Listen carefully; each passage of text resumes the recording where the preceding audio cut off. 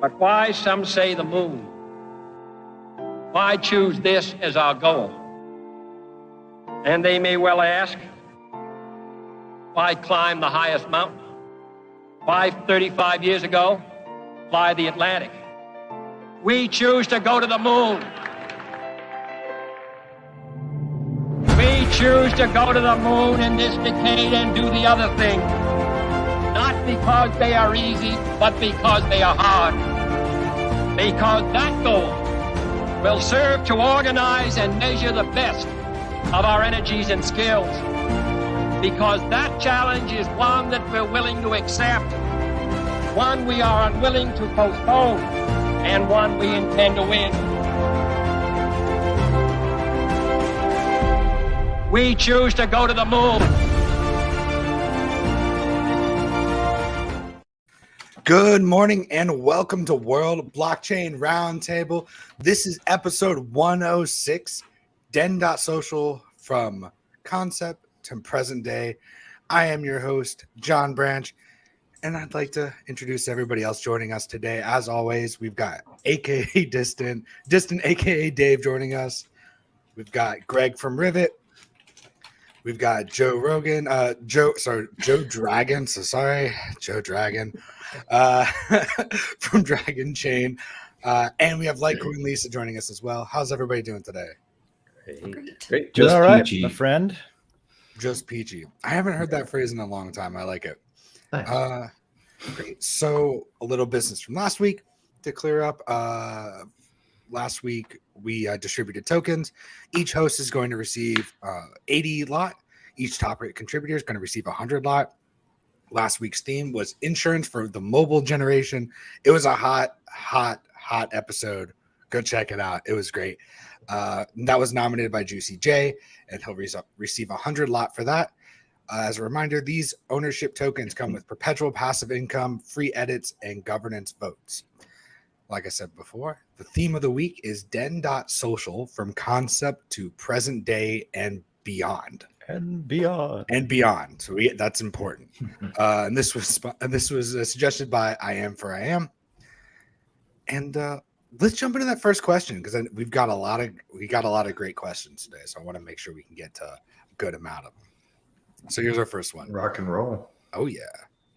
Question one. The world is an absolute shit show right now. Literally wars, fires, famine, hunger, disease. The people of the world are crying for change, and social media has played an integral part in getting the information out to the rest of the world. What role can Den play in this war on information? What is the value of switching to Den now with everything in the world on fire and civil unrest? And I like that. This looks like Star Wars, where they have the fight on like episode 3. Yeah. I like how we both paused on episode 3. It's like, well, it's not the third one that came out anyway. Yeah. So why switch to Den now, even though the world's on fire, and we're all just reenacting a Smash Mouth song?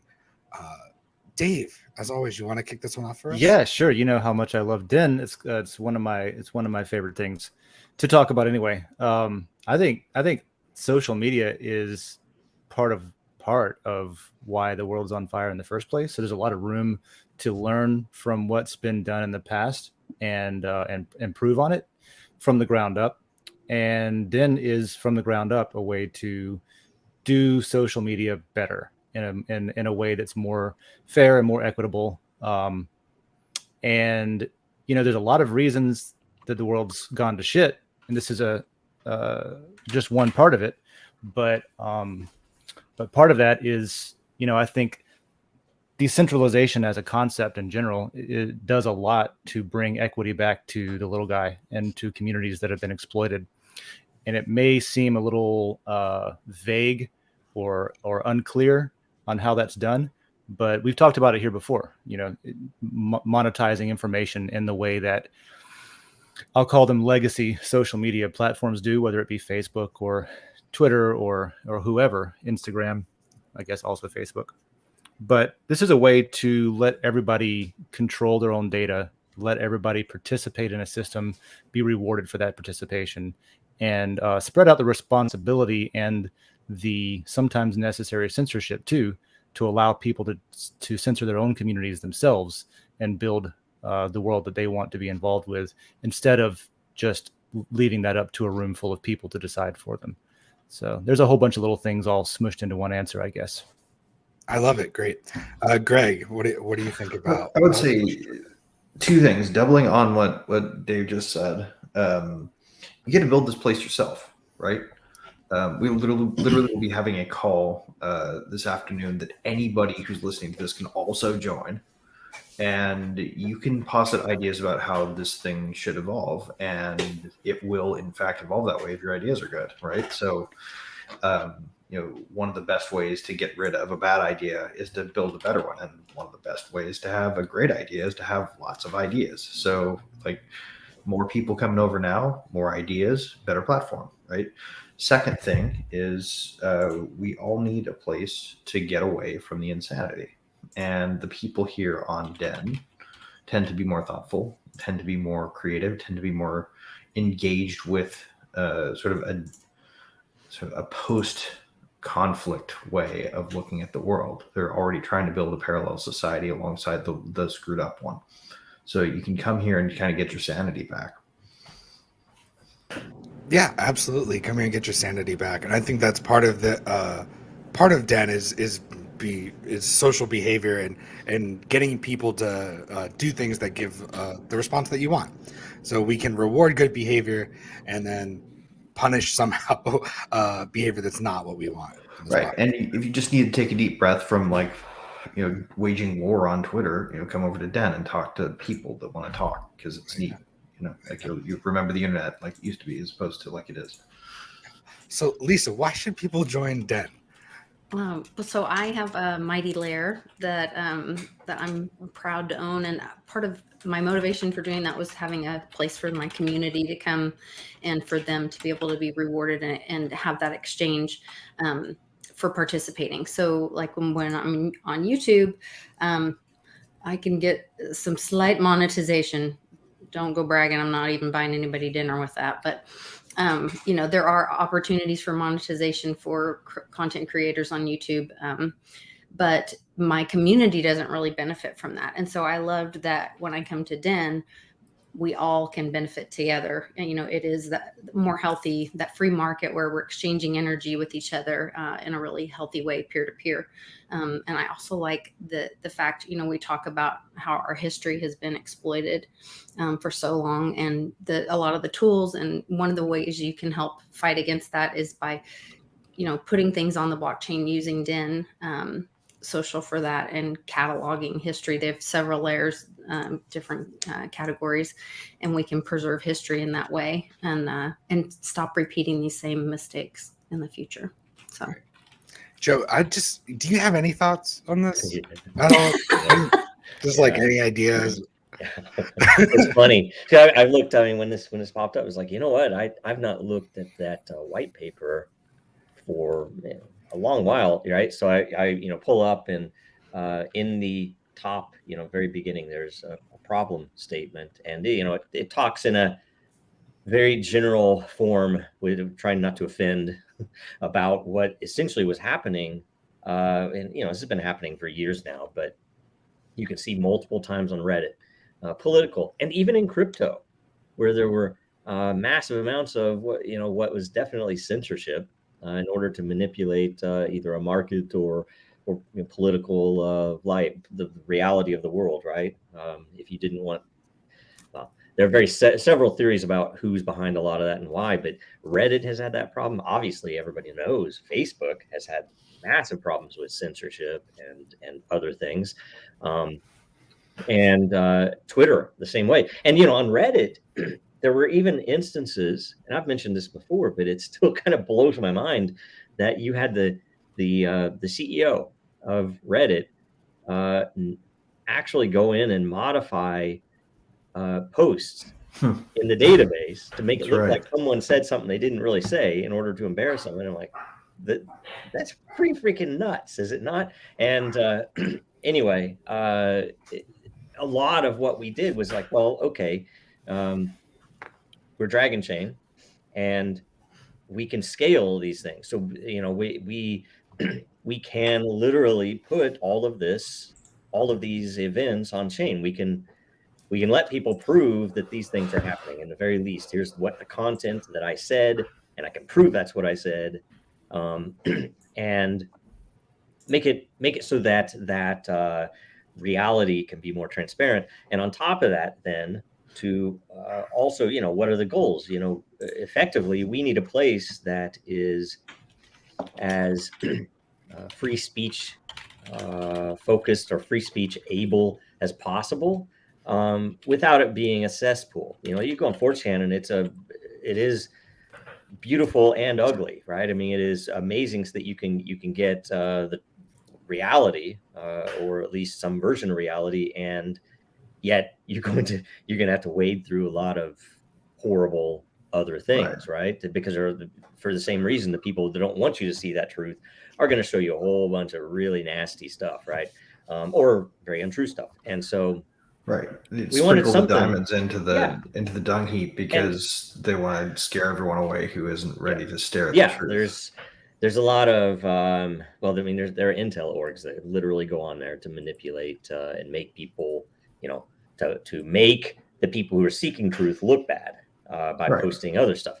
And anyway, what we wanted to do was to provide a way for some manner of reasonable consensus. So, we found some unique ways to provide scarcity that didn't cost money, and some ways to provide value that anybody in the world could come into from scratch. They don't have to be someone living in the Western world with a 6-figure salary to take part. And so we built out a lot of that, and it effectively some of the things I'm still amazed that we came up with that a lot of people might not understand it this way, but unlike Facebook where you're clicking on a thumbs up, or unlike Reddit where you're just clicking on that red arrow up or down, the blue arrow down, there's actual scarcity behind it, and every piece of content, every post, every reply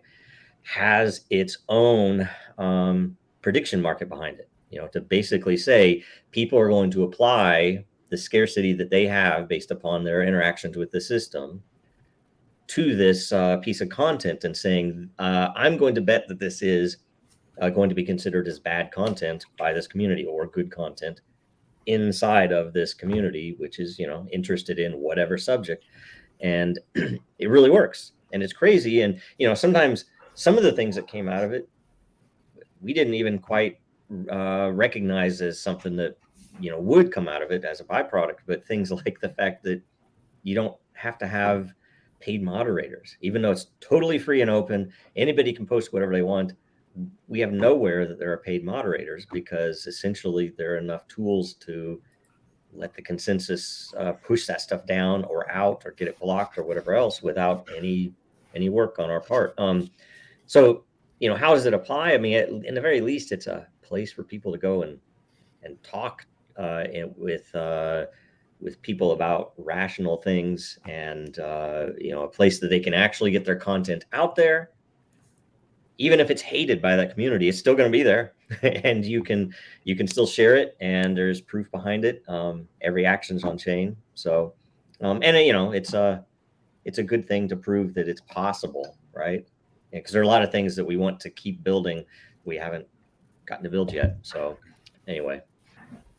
And what I love about Den is I love the logo. I think it's a sick logo. Yes. I'm not gonna lie, definitely, and like the whole theme of it, I think is pretty sick. Yes. I love it. By the way, you could go into that. What the basis of that logo is. Do you know what it means? Like, I mean, it's a dragon, obviously. It's a right? dragon eating its own tail. No, but it's in fact tail it's not. goes It's down. so it Is used that to a be called reference to the Ring of Dragon Baraheel? Den, right? The full name was Dragon Den. We changed it to Den.Social to avoid confusion with the show, the British show, right? But everything is Fibonacci related, right? When you vote up, it's because Oh, nice. Fibonacci is it was originally, I believe it was originally modeled to try to predict rabbit population growth, right? Because it's a natural, it ends up that it's tied to a lot of natural principles, the size of trees in the forest, the angles of branches on a tree, flower petals, all types of crazy stuff, right? And so that's a phi. So that's the symbol for Fibonacci. I think it's the lowercase version. That's what that twist is and down. And you asked the artist, can you make that a dragon? And this guy that did this, he almost said, I'm going to give up on this. He couldn't get it. And it was like, no, keep going. It was so close, right? And yeah, it's amazing. I love it. It's pretty. Now you can't unsee it. Yeah, it's awesome. Yeah, when you see it, it's there.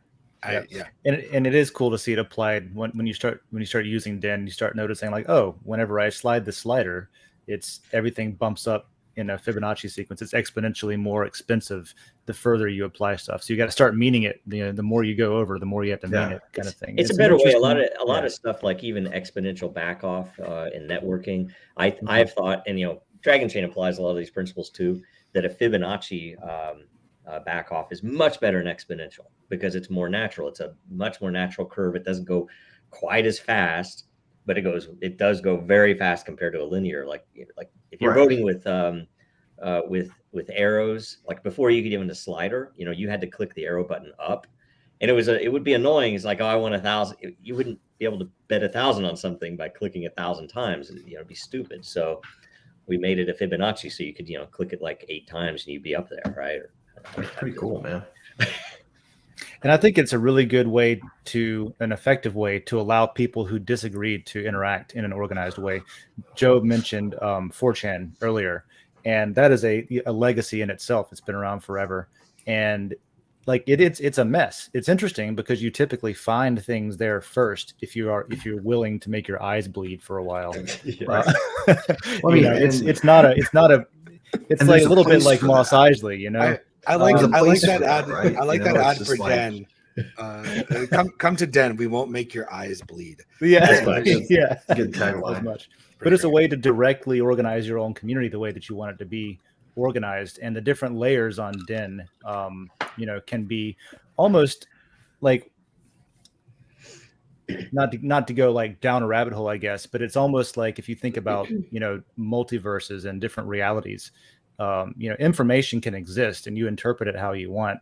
And so you can have people love to put themselves in bubbles, and they're going to do that anyway. So why not create a system where you can live in the bubble you want, and you can go visit other bubbles, and you can interact and disagree with people's realities if you want, and do this all in a way that's organized and, more importantly, proven to be fair and proven to be not manipulated.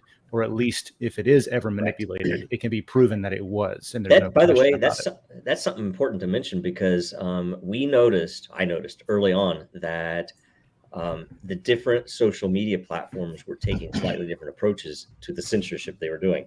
That Twitter, for example, was ivory tower, a bunch of young leftists that were basically saying, "Oh, that's this, so I'm going to censor it," and Facebook was training AI to do the same, right? So they do more efficiently. But it was still, and there was an entire study on how Facebook was doing it, that they were creating echo chambers. They were essentially saying, oh, Joe doesn't want to hear from this politics, so we're just not going to show it to him, even though it's his friend. And so everything is just like, oh, I don't ever see anything controversial that we might conflict on. And they were using AI to do that. And this person was talking about it.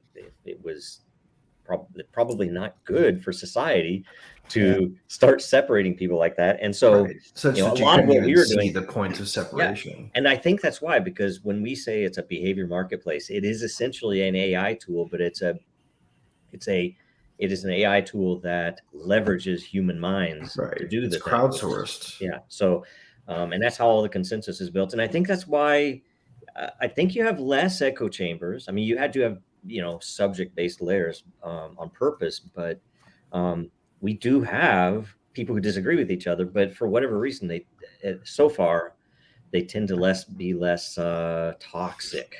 There's still some drama occasionally, but always, the fact that you have to spend energy to post means that people aren't going to be burning a whole lot to just troll people or to get into really distended ad hominem. It's just right. People tend to make their point and be done. Right. which is kind of cool. Right. It's also nice that there's a reputation aspect to this, where if you know what, if you're not interacting or you're putting stuff that people don't like and you're saying things that people don't like, your reputation will go down site-wide or layer specific, which I think is really nice. That like, hey, we got a way to kind of, if you're a bad seed and you're just being mean or whatever it is, there's a way to kind of get rid of that. Yeah. Which is And it is important that it's based on real interactions with other denizens. So it's not just, oh, Joe doesn't like that person, so they're going to have a low rep or be banned. It's like, well, if people block them, then they're banned from a certain layer, right? So yeah. Cool. Right. Let's go to the next question. Cool. All right, I like that you got the Dragon Chain mug, by the way, Joe. Yes. I have a couple. DragonChain.store. You'll love this one. Yeah, DragonChain.store. This one was banned by our own printing vendor. Really? Yeah, it says make blockchain great again. And it's a Pepe, right? But they banned it.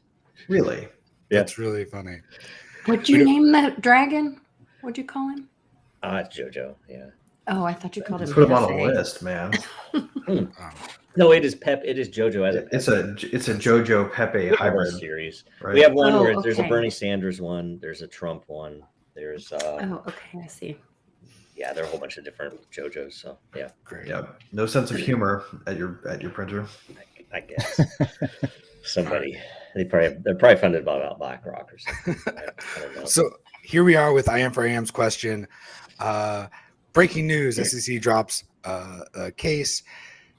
So for this question, we assume that Dragon Chain's issues with the SEC are resolved in a manner that is favorable to Dragon Chain and ultimately Den. So here's the question. If an investor wanted to inject capital into Den, where would you recommend that money be allocated to first? Maybe you could prioritize them and list the top three. Examples might be marketing, move the Den DAO offshore, code to make Den completely decentralized. I think the fourth one would be able to add like a MySpace thing where you could create your own code for your page. I think that'd be another really great way because I want more people to hear the music I like when they click on my name. So if there's a way to do that, we should do that. We'll mix up the order a little bit. Greg, you want to take this one first? Yeah, sure. So I think obviously you could take about $20K a month in marketing and crank this thing out, right? Like you could turn it all the way up, but I'm not sure that's the right place to put it yet.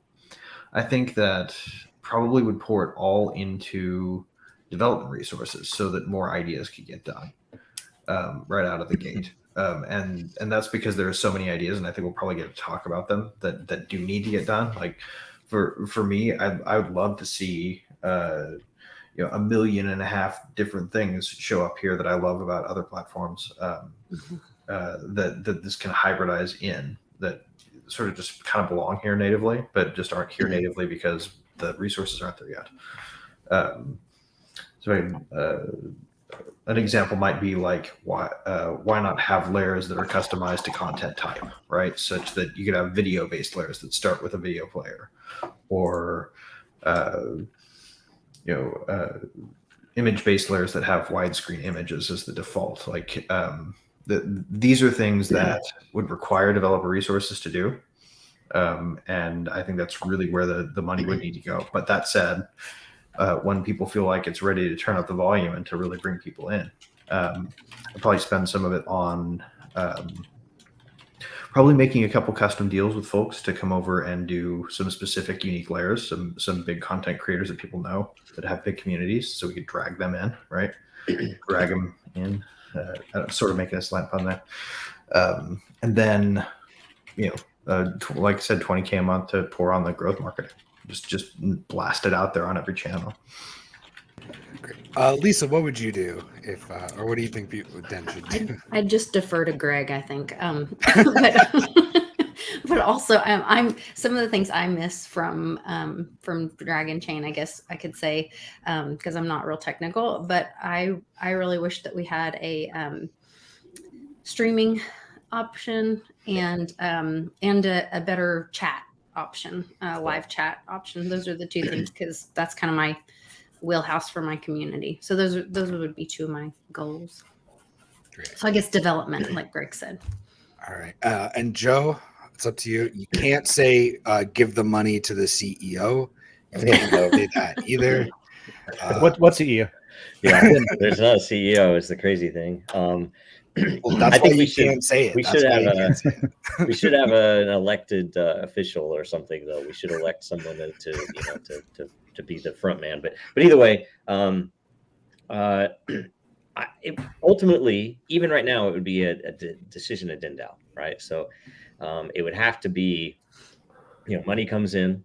I don't know how it comes in, but it comes in some manner. Let's say that Den.Social would have the ultimate decision, but I would like to see, frankly, something that would help with this would be maybe a little more formalized structure to do this. That is, and we've talked about it. And I know it's coming. It's just a matter of what should come first. But for example, we really desperately need to open source a lot of the code that's not open sourced. Some of it is, but we need to open source a lot more of it and get it out there and open it up in some manner so that people can start helping parallelize the contribution, so we can get more of these things done. And essentially, if you really want something enough, you'll either do it or pay to have it done yourself. And what I would like with that, and the reason I say I think we need a little more formalized structure, is that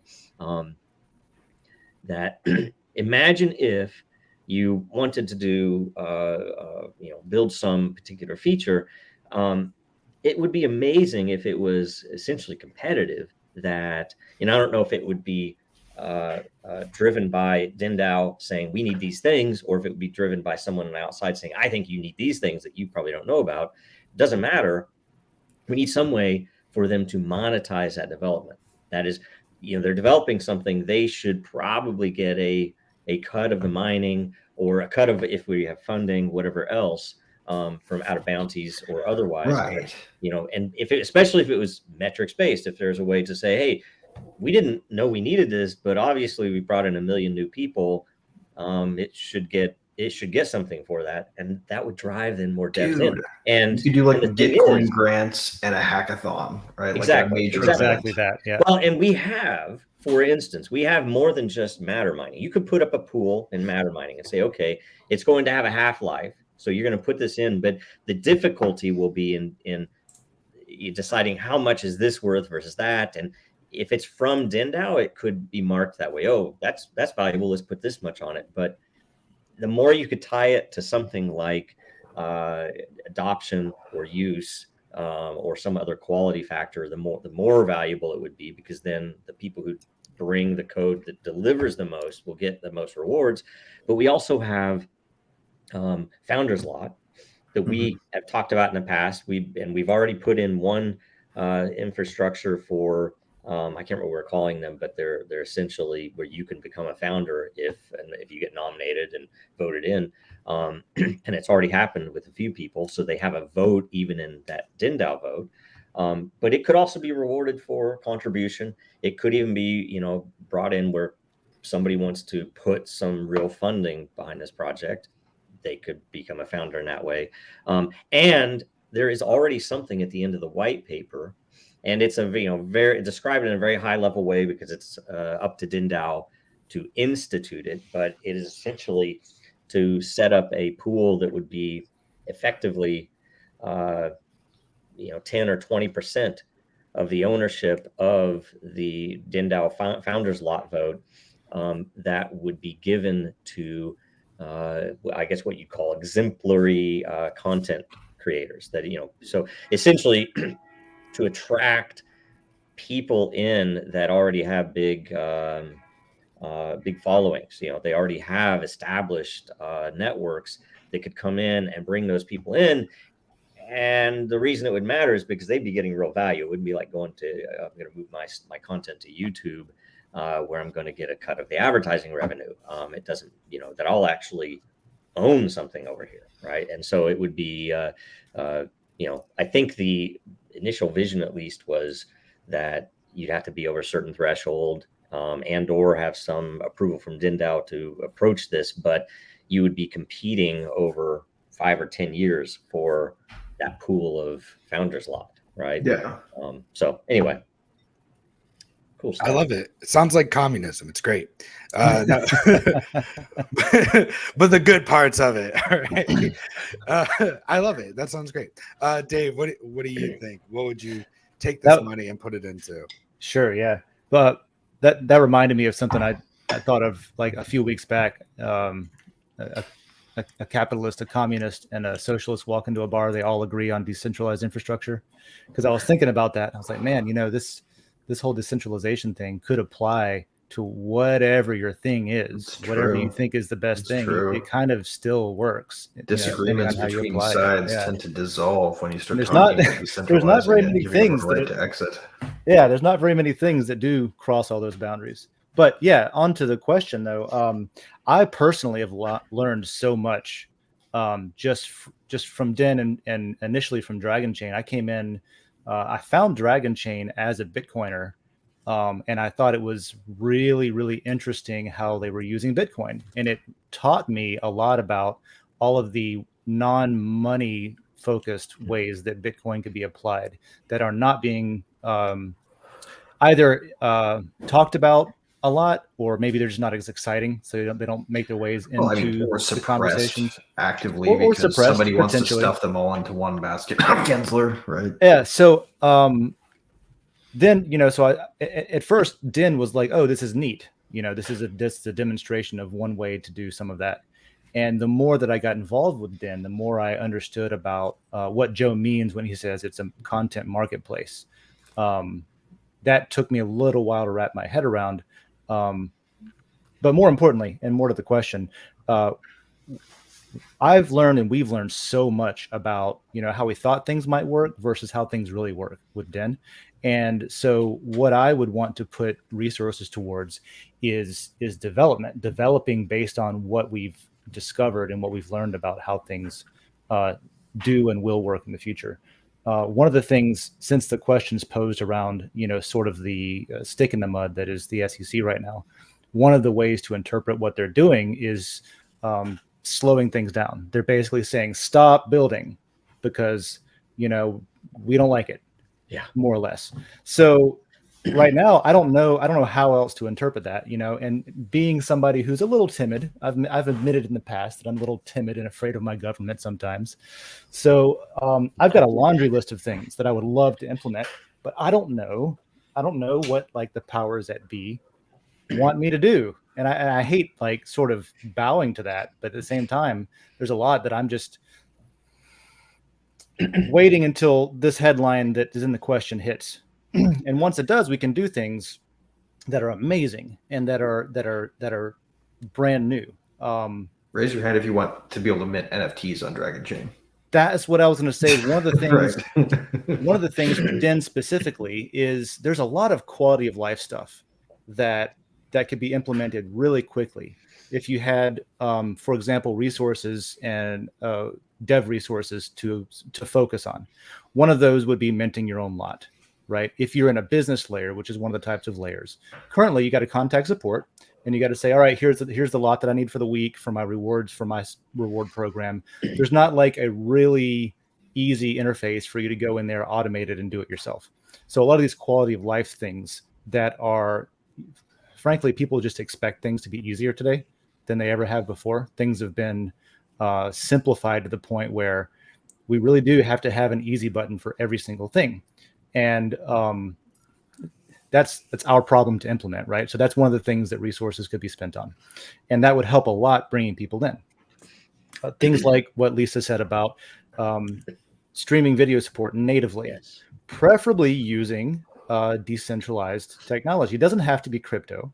It could be a custom implementation of BitTorrent, which we've talked about before, right? It could be a direct implementation with library, for example, something like that. IPFS or any of those. Mm-hmm. Right? So things like that where Den leverages existing technologies and expands on them and integrates them directly.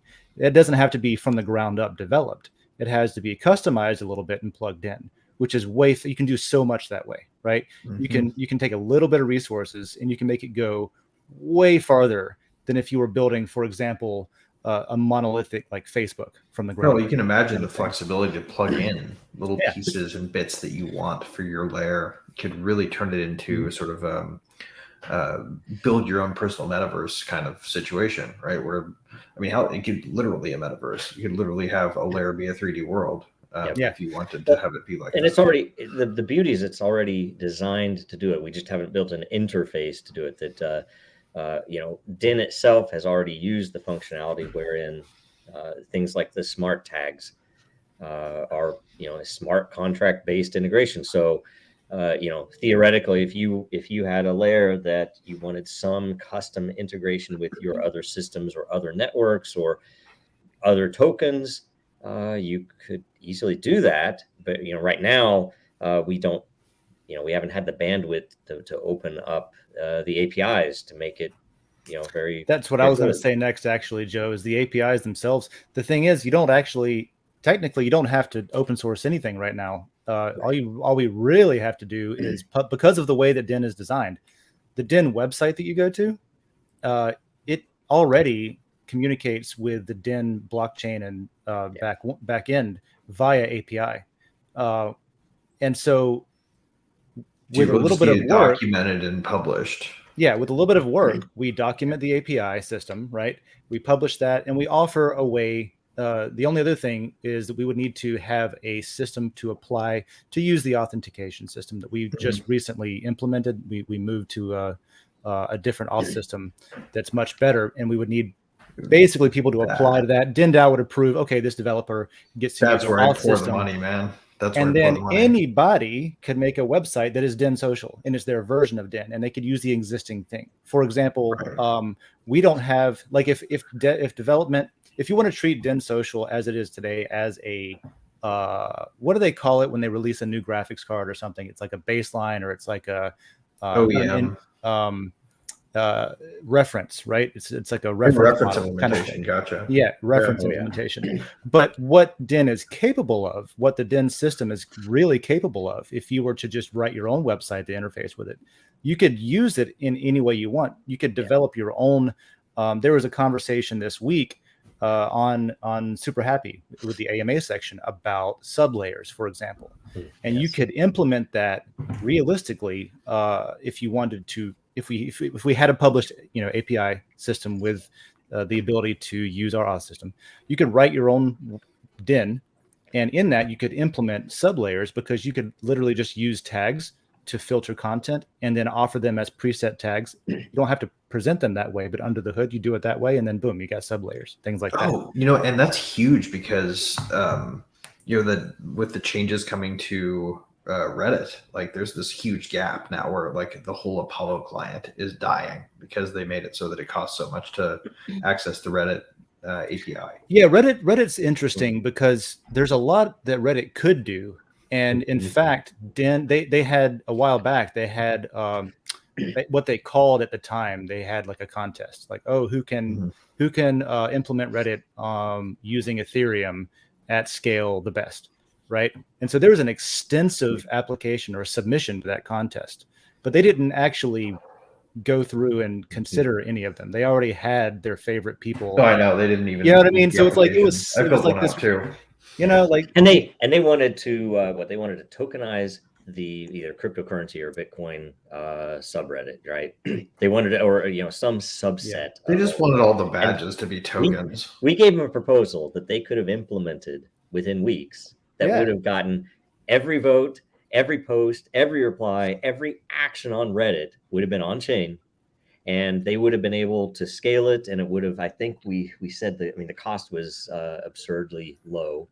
It was minuscule in fees. And so I don't know what they want totally really. Well, you got iced out because it was already Ethereum Foundation run. Yep. Yeah, I think it must have been, now I'm speculating, but it must have been something like, okay, they have somebody who wants to do something, but they have to put up an appearance of allowing anyone to apply before they And guess choose their what? person that's already been Mhm. chosen. It was Is that it- kind of thing. Is it you know? operational? That was what, a year and a half, 2 years Pretty ago? No, sure it that didn't- they no. never did anything with it at all. No. The publicity It's stunt. hilarious. So anyway, Either that or it ended in disaster, and so they couldn't publish what they made. But yeah, so I would spec the API and publish that. I would offer a way to sign up to apply for using the auth system, which can be done safely. And then the next thing I would do is I would integrate something like, doesn't have to be, but something like the Matrix or the Briar protocol, or something that's sort of decentralized and allows bridging into other networks into, at a minimum, our DM system, but maybe even like the chat rooms themselves, because like Lisa said, they could use some polish, and it would be great if you could, for example, DM somebody on Twitter from your Den account, oh, that'd be super cool. because there's already existing bridges for that. Or like have everybody It would need some work to everybody implement. plug And in their source. signal if they want to keep it super private or whatever. Yeah. So I would that's where my focus would be. So I would take a lot of these networks that exist and then make it implement them in Den, which would require resources, but not as much as doing it from the ground up. And then after that, quality of life, those features, native video included, then I would, Greg, like you were talking about, we could take directly to marketing at that point, because then when people show up, they would have this very robust Once you have the WoW and Flutter built in, the stuff right? people expect a network to have, because that's what they've been given in the past. You know what I mean? Right. Even though in the past it's been done for profit, and a lot of people don't understand that. You know what I mean? The reason it's so easy is because you can even you can give them your value. We can even build it so that we integrated the two as we went, such that like marketing was targeted at certain groups, and you could A/B test certain features as you were going. You know, like get direct feedback from different channels based on based on that whole thing, right? Where you might show somebody who comes in from one door a different view. Yeah, there is not a marketing department, so we could actually hire someone who knows about that at that point. You know what I mean? All this sounds absolutely amazing. Nobody mentioned being able to right-click links and open them in new tabs. That's what I would do with all of the funding. I would make it so that I could right-click a link and open in a new tab. These are all you can do that on wonderful some ideas. pages. Yeah, I think it's only on the layer page, maybe. I'm not sure, but that's what I would do. I've been working on it, trying to do it on my own. It's not happening. But let's move on to the next question. Let's take it. Don't the hotkeys still work though? Can't you like command click or whatever? No. No. I tried. Here we go. This question is from Jacob Wayne. Jacob Wayne asks, "What is your favorite feature that's coming soon on Den?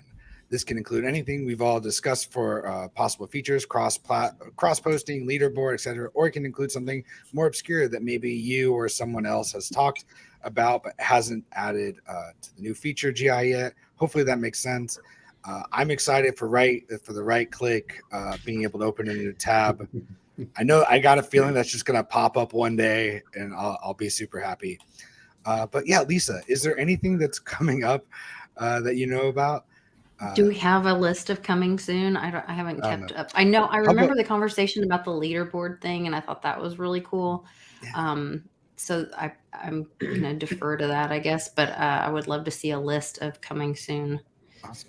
Joe, do you have any insight of what might be coming up? Possibly. I cannot disclose that. It's totally based on DenDAO, right? So yeah.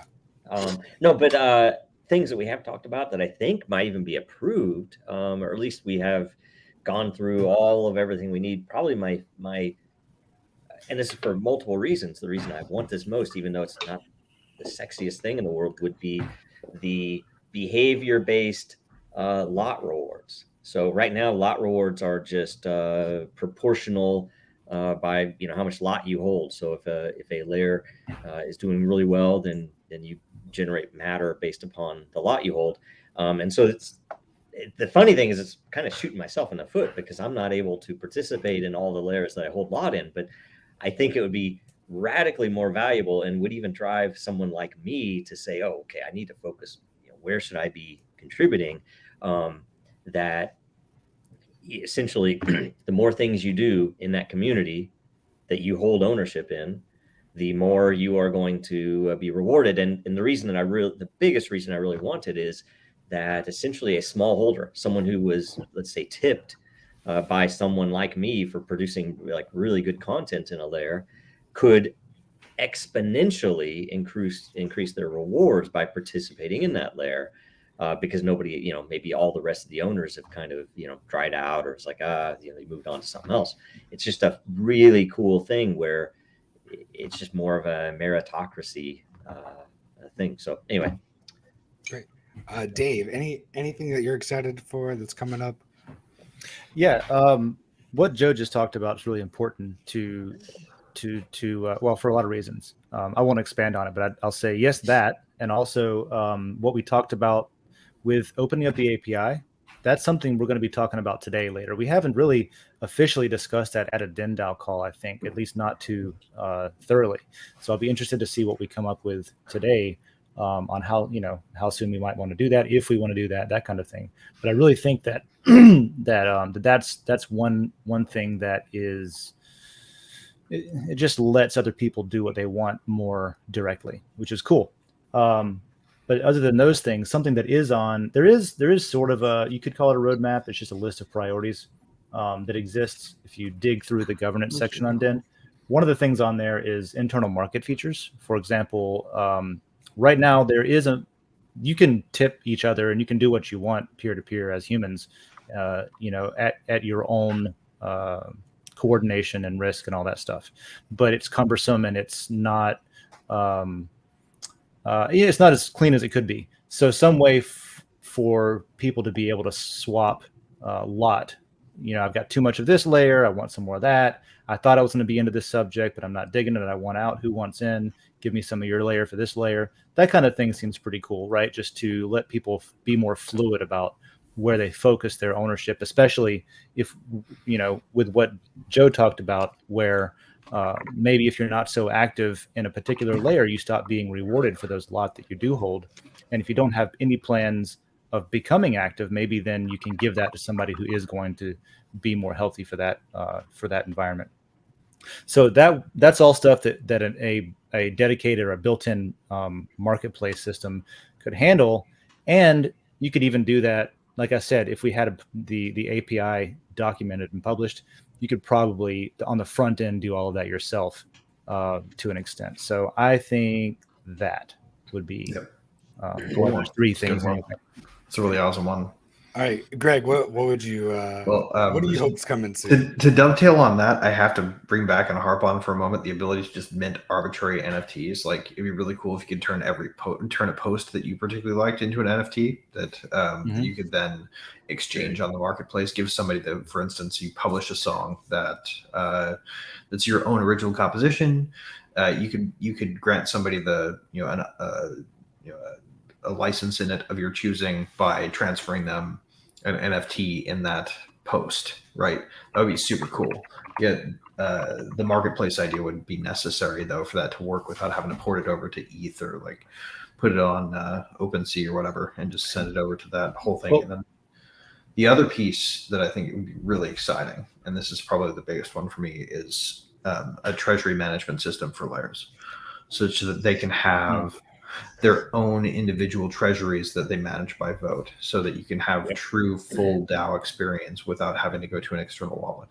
Yep, that'd be amazing. Yeah, even if that just integrated something like Gnosis Safe with our lot governance system, that would be perfect. That would be awesome. I would love that. Wouldn't be that hard to do either. You just need somebody who has the bandwidth to spend the time doing it. And this conversation isn't about Dragon Chain necessarily, but because Den is on Dragon Chain and because of the way that works, you could mint things on Den all day long, and then the community could decide which of those NFTs gets pushed out to Ethereum as a 721, as an 1155, whatever you want, right? You could export all of them to Ethereum to, like, honestly, if we're talking, we've got all the resources we need for stuff. You could push it anywhere you want. You could push it to Bitcoin Cash. You could push it to Polygon. You could push it out anywhere you want from Den, Exactly. And because there would be that flexibility, you could have them sort of existing as self-contained NFTs over here. and then people could decide which ones they wanted to port, either because they wanted to list it on the market over on the main system or the other networks, or they wanted to move it because they liked it or it had some utility to them. And I had forgotten about this, but apparently you could push it to Bitcoin now too. You could make it. You could inscribe that shit. You know, you could do whatever you want to do. Bitcoiners a little anxious. Yeah. Well, there's some amazing stuff coming up. I love it. I'm still looking forward to the right click. The one thing I actually kind of wish there was is a way for instituting doing like GIs, like making changes to like the graphics and things like that. All those little votes that people put forward, they don't really get paid out for.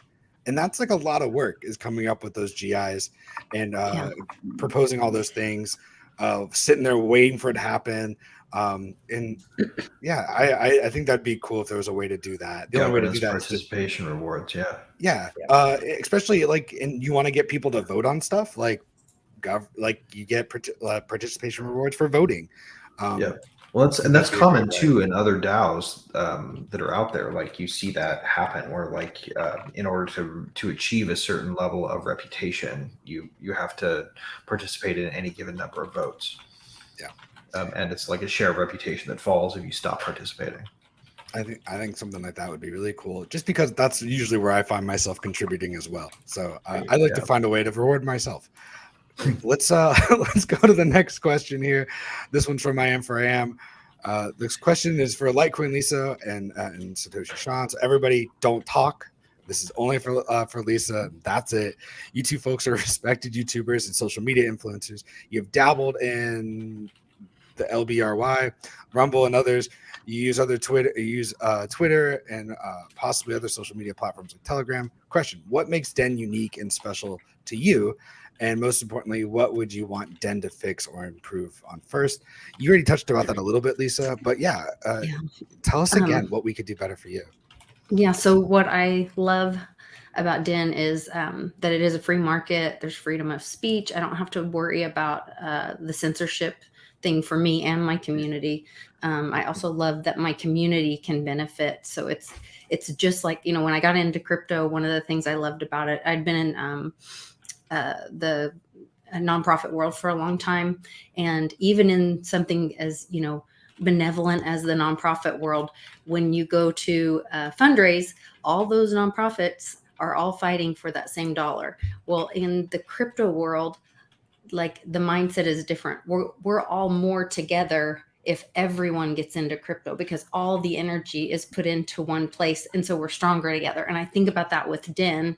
The more Den grows, the stronger we are together. Everyone, the whole community becomes stronger, and everyone benefits from that. So those are the things I really love about Den, and why I think it benefits humanity and the community, and why I want my community to use and engage with Den.Social. My big fix is just you could call it a fix in multiple definitions, but is YouTube just has such a cornered the market on the streaming, the live stream and the live chat with the stream, which enables so much community involvement. And so if there was another way to live stream directly, if there was a way to live stream directly from Den.Social without going through the censorship funnel of YouTube, that would be my big wish. Of course, they might have come after Den by now if we were competing with you. I'm sure. Yeah. If you disrupt the big markets that control people, it is all about the control valves or those funnels that they want. You have the big market maker, and so you mean they didn't already come after you? I thought that's what. Yeah, that's a good point. Right. Yeah, I'm on my 4th YouTube channel. But I'm on my very first layer at Den.Social. There you go. Well, we got time to fix that. No, I'm joking. Yeah. Anyway, thanks for the question. I am. Yeah, absolutely. All right. I think this is our last question that we have. Let's take a look at it. In Den's early history, what design mistakes did you do that you learned from, pivoted away from, and makes Den that much better today? Joe, you want to start? You want to kick this one off for us? Sure. I mean, an easy one to describe was the layer creation. Initially we thought, okay, we'll either we weren't sure whether to monetize it or whether to just say, look, it's like Reddit. You can create a community and let it go. And we realized that a new platform that doesn't play the games that several, which should be worth mentioning, and maybe that was a mistake as well that we haven't corrected, that we haven't created bots to fill the communities with content. Like, and we know now, it's been admitted that Facebook did that Twitter did that massively, that that Reddit did that massively. Having tens of thousands of bots that would just create content and or troll people just to create conversations, right? And so maybe it's a mistake we didn't do that, but we noticed that letting people create communities made it impossible to use because there wasn't enough content for thousands of communities in the early stage. So we created the LCP to focus that on, again, it's a market model where it's people have to propose something and they have to get consensus to create it, right? And it's been a fun process too, seeing how those map, and it's a very good exercise to see how those consensus, how consensus builds over time, both in the amount of lore attached, but also in the number of people who are interested in a particular community. So LCPs, not NPCs, right? It's the way to go. Yeah, well, and the other big one would be very much the model for measuring consensus itself, and the model for how energy in one of those prediction markets that I described earlier, how it was actually measured. That in the first rollout, it literally was focused entirely on the amount of matter up or down, and as it turns out, there were big holes there that were easily manipulatable, where you could come in and effectively, with a whale attack of energy, you could turn rewards off or negative, and we found that people were actually doing that. And so and people complained that this was happening. We were like, oh, that's a great signal, intentionally, that there is a leak, what I consider a leak in the algorithm, leak of value. And so we addressed it. We looked at the data. We found a better approach that effectively made it a costly thing to do that, and made the consensus matter more than the amount of energy. And yet it was a much more balanced approach, and the very people who were complaining about it ended up creating so much drama that they all rage quit, and it was hilarious in the end. It wasn't fun, but I do think that Den.DAO made the right decision there, because the system is radically more effective, and that attack is essentially negated now. You can't really do that attack. Now, there are still some little intricate things that code has been added to address, where people are essentially, I guess you'd call it a stalking, where they're following people around various communities, even communities they don't care about, just to downvote their content. And the system now has a definite way to counter that, right? To essentially keep people who are obviously doing that, especially with potentially with bots or other ways. So anyway, there, and by the way, the good thing that we did was that we recognized early on that we don't have all the data, so the algorithm is going to have to be flexible, and we have to have some reasonable and fair way to govern it. That it has to be, and that by the way, we haven't had any questions on Den.DAO itself, but that's why Den.DAO votes are split the way they are, so that content creators are considered separately from community owners, separate from founders, And even the creators and the owners are further broken down by people who are providing the financial side of that, or the liquidity for those tokens, that they have a portion of both of those votes. So, I mean, it's a super interesting concept, because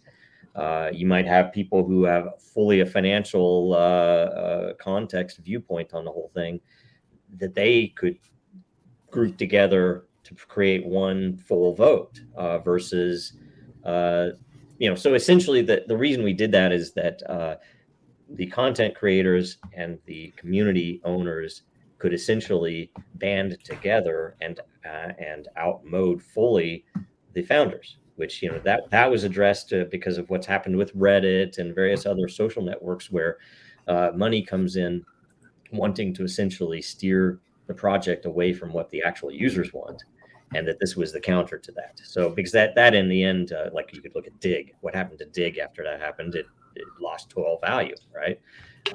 So the very people who were putting money in destroyed it, right? So it's kind of a built-in systemic protection against stupidity by the founders, right? So anyway, Brilliant. Dave, what are some design mistakes that happened that we've now seen the other side of? We could probably talk about this for like the whole time after the show too. There's so many things we've seen that we could talk about. Yeah. Just to briefly hit on what Joe was already talking about, there are definitely a lot of things that, for example, behaviors that we knew were going to happen. We just didn't know how that looked, and like how that data looked whenever it happened. And then later on, we were able to look at, here's what it looks like when somebody, instead of blocking the person, decides that they're going to like have a vendetta and stalk them around every layer they post in just to downvote them, kind of thing. Here's what that looks like. And so then you can automate detecting that sort of stuff. I personally have learned a lot about people, I guess, about humans, and the way that people sort of act versus how they talk. I would say that one of the mistakes that I made was based on hype.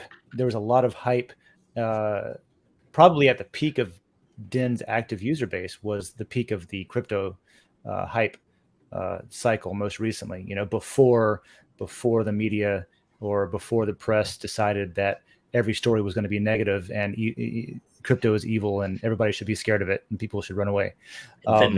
Whenever it was still like new and interesting and people were willing to, okay, I'm going off on a tangent. My point is keep it pithy. Yeah, keep it pithy. My point is that one of the mistakes I made was I saw people, for example, getting into things like Axie Infinity and like play to earn gaming and stuff like that. And I was like, oh, you like play to earn? This is play to earn. Like technically it really is. If you treat this like a game, here's the rule book, here's the algorithm, how it works, go read the white paper, try to game it. That's what we want to see people, kicking the tires on this, and you earn rewards from it. And so in doing so, I think I contributed to a lot of people coming in just to extract value out of the system until when that becomes less fiat profitable for them, they went away. So it was kind of like they came in and mined and then weren't interested in actually building a platform with us, weren't really interested in working, like earning sweat equity, the things like at the bottom of the white paper that you can do, where you own a part of the platform and you work to improve it in a meaningful, useful way.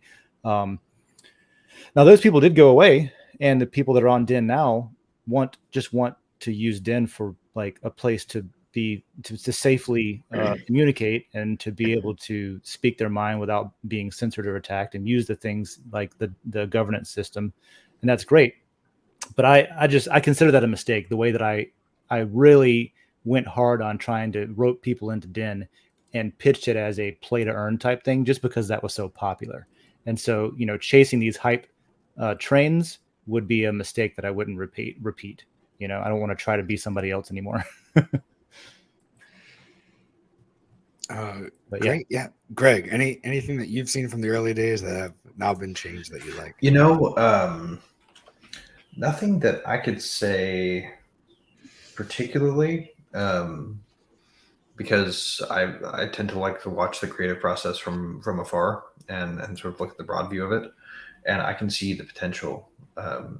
One thing that I miss is a more full-featured iOS app, but in order to get that back, we're gonna have to figure out how to, who we have to slide the money near the table to unlock all the features they allow to, like MetaMask Mobile, because for whatever reason there are certain apps in the App Store that can make it past the censorship gate that lets them use APIs a certain way that you can't use with Dan. So until that happens, it's just an example of the long haul of the progression of it. So I would say the only mistake that people could make on this team would be to give up.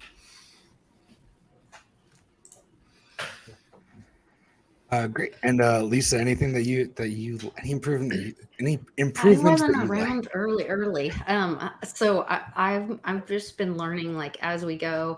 And Dave has done a lot to teach me. I jump in on the Wednesday mornings occasionally, and I'll ask some questions, and he'll go over and show me. Amanda's done a lot to show me on the governance tools, and I really like that because I think it gives people a voice and a way to engage in their community. So I think all of that is good stuff.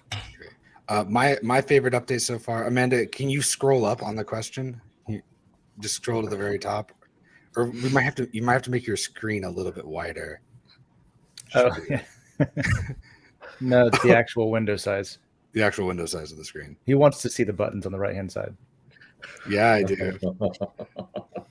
There you go. Yeah, yes. Look at this, and then scroll up and go to the right a little bit. You might just zoom out. Where's the button? We got this. It's up there. I promise. There it is. Right there. The little button there that makes this collapse and open up. A little bit higher. A little bit higher. There that we button go. right there. Boom. John's favorite button. My favorite button. That's there. Yeah, because I could not remember what the little icons did after that change, and I wanted them back so hard.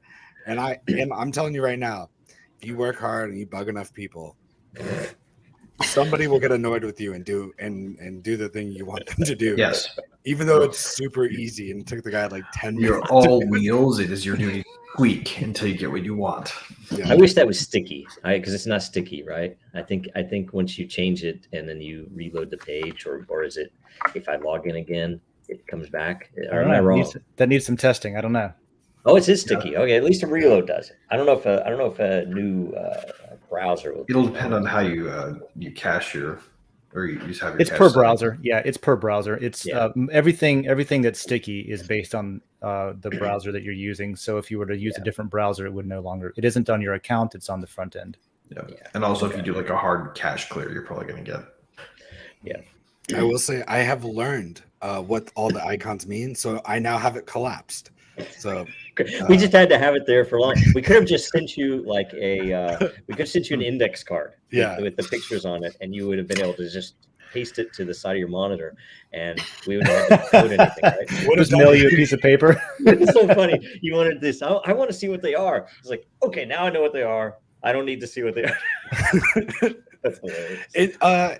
Because it started with them there, and then it was like, oh, this is a good idea to remove them, and then that's when I had like my rant for like 2 months, and then I finally came on the Den.Social show and complained for like 10 minutes. If anything, it's a good demonstration of how to make change, right? That's great. Exactly. Awesome. You kick and stomp loud enough until they let you host a show. And especially as politely and with humor as you did, that helps, right? So, I'm still working on my right clicks. I'm still working on that one. Imagine Facebook doing that. Yeah, that might happen. Yeah, but see, they have so many bots, you wouldn't be able to tell which one was a real person and which one was something they created. So who knows? Zuckerberg himself. Yeah, he's probably a bot.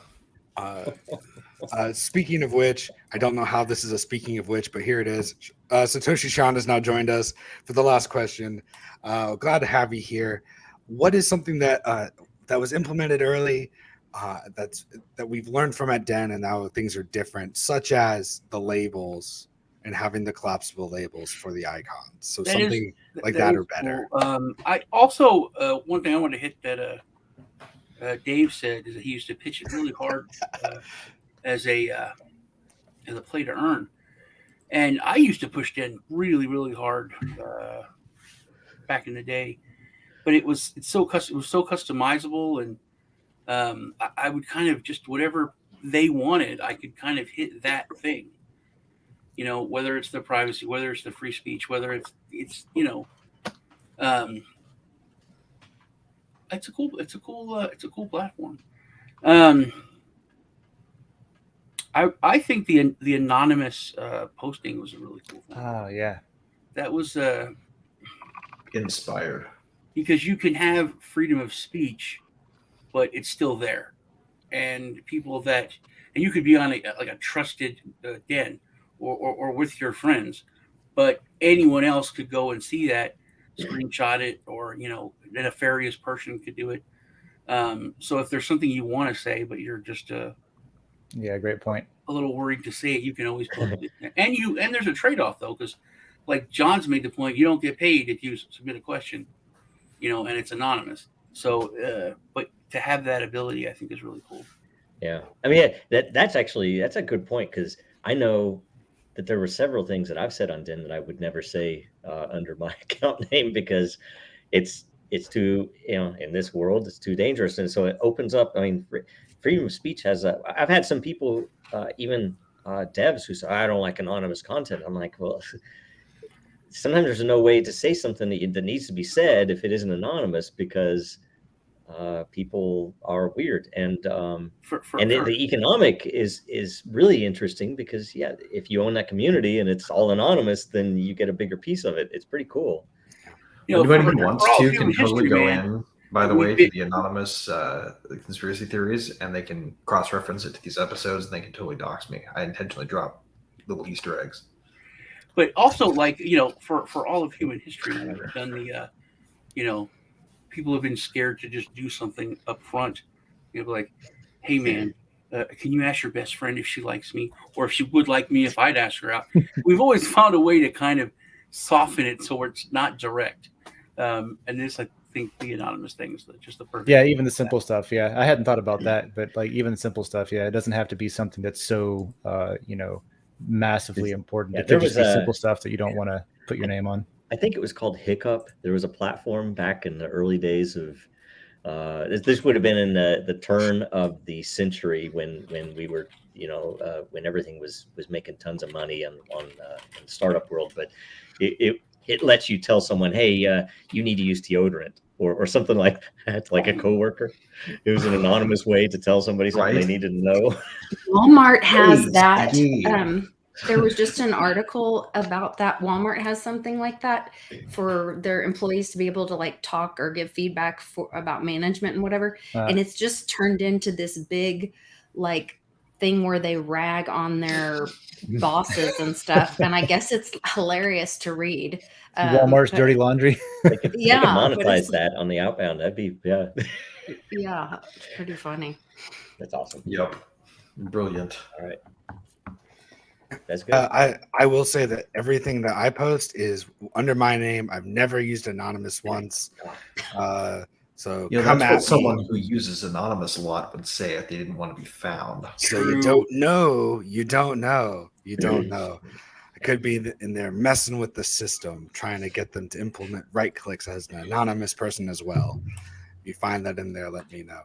Sounds like something a synth would say. Great. Cool. I think that's our last question. I wanted to try to get to all of them because I think this is a really fun and important episode. I guess this is kind of a current events one, but I saw it in the chat and I wanted to ask about it too because I thought it was really good. This is from I am for I am. Twitter's issues with the EU could mean Twitter goes dark for the EU. Is this an issue for Den.DAO? Should they discuss this? Anybody know what's going on with that, or is it a current events thing that I'm going to something about he won't he's not agreed to censor the way they want to be able to censor, right? Yeah. And so there are people who were saying that they might ban access to Twitter for certain. I know when I was in Italy, you couldn't get to 4chan, so I assume they have something where it's blacked out no matter where. They're you going are. to be selling lots of VPNs in Europe. Yeah. If you travel around enough, you see that pretty commonly. Like you can't get to Facebook from Dubai when I was there, for example. Yeah. Right. So, so I imagine there's probably that looming threat that he's going to have to essentially pay off somebody to avoid, or certain people in Europe are going to say, go fuck yourself. We want to be able Or he to could remove access the this. child pornography. That could be the other thing he could do. The problem is that's not the reason they're doing this. Yeah, that's not their thing, though. They're They don't doing care this about way that. off the reason. I So read. that's actually Okay. you're attacking the at least on the They're group just that they're trying to out one of the four horsemen of the digital apocalypse, right? Like, they want to be able to one of the things control. they are. To be clear, you should get rid of that too. I'm just saying that I don't think that's the reason. shouldn't I don't be think that's the there. reason the EU is. Yeah, the EU is wanting to be able to ban anything related to. They want to certain reopen the medical censorship stuff, window. or the stuff going on in the Netherlands where they're going to try to take all the farmland away. Right? That's Their politicians want to be able to send spreadsheets of usernames that they want blocked. And if So you that's want to what they hear want. more about this 'Cause they awesome have topic that. that I brought up, if you want to hear more about this topic that I brought up from the chat, stick around for current events afterwards. Where we're going to talk. Are we in? We're past the hour, so are we? Yeah, I said that we're gonna. I feel like I've banked enough minutes throughout other episodes to be able to run long on this one. That's how that works, right? That's good. This is turned into John's show. John does Well, what John should we wants then? when John I mean, does. I don't know. You tell us when we're cutting over because we could go ahead and hit this. We were about answer to. it. And this has been. So we're about to cut over. Everybody, prepare for that. We're gonna do our outros and then we'll cut over to current events. Yep, shit's gonna get weird. Before we do, keep it on Den. What we could do is just have Musk say, "Hey, if we go dark for all of the EU, head over and check out this Den thing just till we get it all fixed." Yeah, he should do that. Yeah. Yep. There you go. Well, we'll talk about that and more over in They current created an events. Elon tweet slayer. Repost them all. We've got one. Thank you everybody for joining us. Thank you for panel for being here again. Another amazing week talking about what's going on in the world, especially in the tech side of things. Dave, anything you'd like to plug on the way out? Yeah, sure. We're going to be doing a DenDAO governance call today at 3 p.m. Eastern, and we're going to talk about one of the things on the agenda is the opening up the API, for example, or open sourcing and what that path would look like. So we'll discuss that. Maybe we'll even decide what to do or what to throw up a vote about what to propose anyway. And then I believe there's another agenda item that is basically predicting that we're going to have stuff to talk about from this show. Since this was all about Den, there's room in the DenDAO discussion to follow up on anything that was brought up during this show. So if you want to continue this conversation, that's 3 p.m. Eastern, and it'll be in the DenDAO layer. There'll be the agenda posted. There'll be a link to join the call. You can participate in chat, and it'll also be on Den's YouTube and Twitter channels broadcasted there. So there's the places to be. Great. And if there's any current event things you want us to talk about, feel free to throw them in the chat. Am I echoing for anybody else? Oh yeah, How did that happen? What is going on? I don't know. you fixed it. All I did was turn the volume down on my mic. That was so weird. Nope, it's back again. That's okay. We can just It's a delay. It continue. sounds like it's intentional post processing or something. This is all on purpose. Greg, anything you'd like to plug? Just if you all want to connect with me and have a conversation, you can find me at Design Heretic on Den, on Twitter, on anywhere good times or bad times are had. If you find that username, odds are it's not a fake because nobody has stolen it from me yet anywhere that I've found. And I tend to cyber squat. So check that out. And if you're building anything on Ethereum, Ethereum Classic, or Polygon, Rivet can help. So go to rivet.cloud, sign up for your endpoint, and get started on those ideas. Looks like we're going to need some additional potential capacity for endpoints to Den API stuff soon. So awesome. Sean, anything you'd like to plug on the way out here? My brand new electric Raptor. But those are very expensive. It's a truck. But, Oh, cool. Okay. Yeah, I was Yeah, much more you know- excited for a real Raptor that was electric. I'm not gonna lie. I thought this was some Opening Jurassic doors Park and shit. shit. Yeah. I'd like to plug in my electric Raptor to charge. No, just check out my channels. Got some stuff going on. Check out me and Lisa on Tuesdays for our. Check out me and Lisa arguing like brother and sister because we love each other very much. But she's hard-headed and just likes to make me angry sometimes. Did you know that if you put in the speed of light into Google Earth, it takes you to the pyramids? Or if you Well, put in the number that Sean gives you, that's is not the the number speed of from light. Google that is. But it has listed as the a speed of light. destination like 922 point. Yeah. But, Go watch the show from Tuesday and Yeah, you can watch the find show. out for Yeah, yourself. That was a great For preview of what yourself. it's like too. Yeah. everyone else thought it was cool, and Lisa's like, whatever. I'm like, this is the coolest thing I've ever seen. Great. The coolest thing Sean's ever seen is if you put in a number on Google, it takes you to the pyramids. If you put in the speed of light as an address, as longitude, latitude, it takes you right to the pyramids of Giza.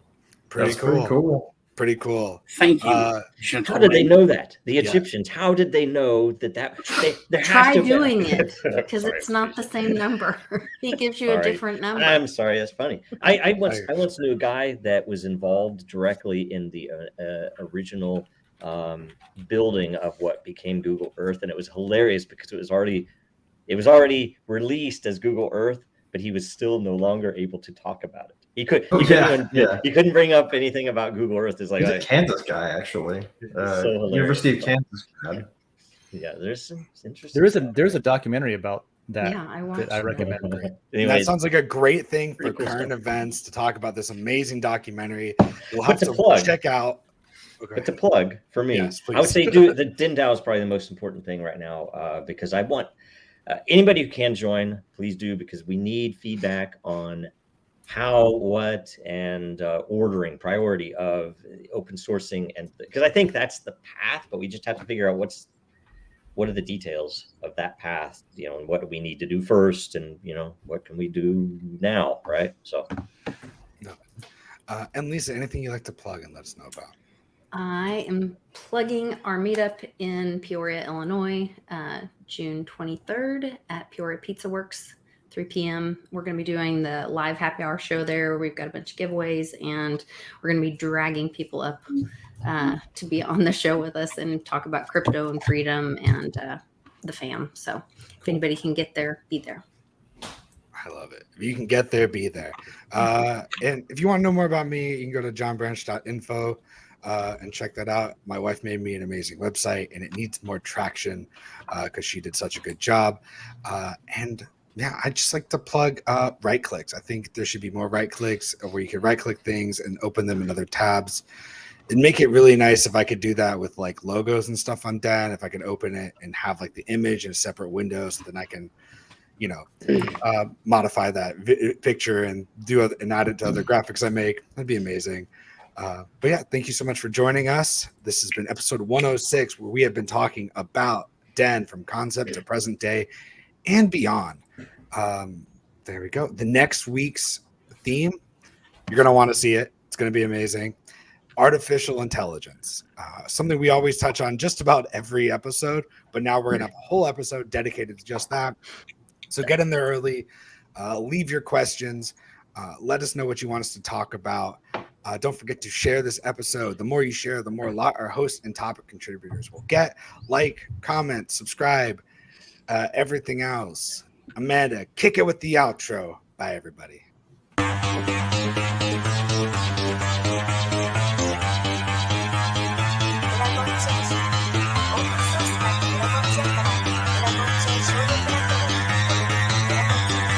Because that goal will serve to organize and measure the best. Adaptable, all capital, label radical yet rational. A tactical approach is palpable if this animal is fallible, but that conclusion is laughable. So with for all detachable from the mandible, you see it now. All right, love that jam. Yeah, that's my jam. It's pretty My slick. jammy jam, yo. that's my jammy jam. Fun show. Cool. Yeah. Whole show about Den. Right on. Yeah, Pretty fun. I liked it. I ran like an extra 20 minutes. But I like transgressing general rules, so that was entertaining to do. I don't know. When's the Den.Dow call? What time today? That's at 3 Eastern. So I guess that would Eastern, be 2. what, 2 your time? Close my time. Yeah. Okay. Yeah. 2.5 hours from now. Yeah. So whoever's watching, it's 3 or 2 or 1 or noon if you're in the USA. It's Well, one of those because I think hours. it's that thing where like we all get frustrated with how the world is today and how we're being censored or what's going on in the world, but then we don't take action and do the things to build the things to get us out or how. And so I got to do it myself. I got to show up at the Den.Dow meeting, and I've got to participate more in my mighty lair and do a better job. I was getting frustrated. I was doing really good at my like posting my show every day, and then thank God for Amanda. She's like, Lisa, you're posting the wrong link. So you can't use the share inside your YouTube studio link So that's a for your thing. video. You have to wait till it goes live or something. I don't know. I was doing it wrong. Yeah. So the thing with that is YouTube changed something, and we haven't made an update to account for it. But the workaround is there's the share button that even I used for a long time, and I didn't realize that that's what it was. When you click the share button on a YouTube video and you try to embed that into a Den post, it gives you a different URL structure than if you just copy it from the address bar. So it can still work on live videos just fine. You just have to, on your browser window, you just have to copy the actual URL from the top where it says youtube.com/whatever/watch equals v blah blah blah. You copy that, it works just fine. And I guess I could just share my screen and show you what I'm talking about. Before I get started, like before the show starts, how would I guess go ahead and just the same way. Let me share my screen real quick. Right. So let's see. This is going to be, what am I sharing? Not that. Is this it?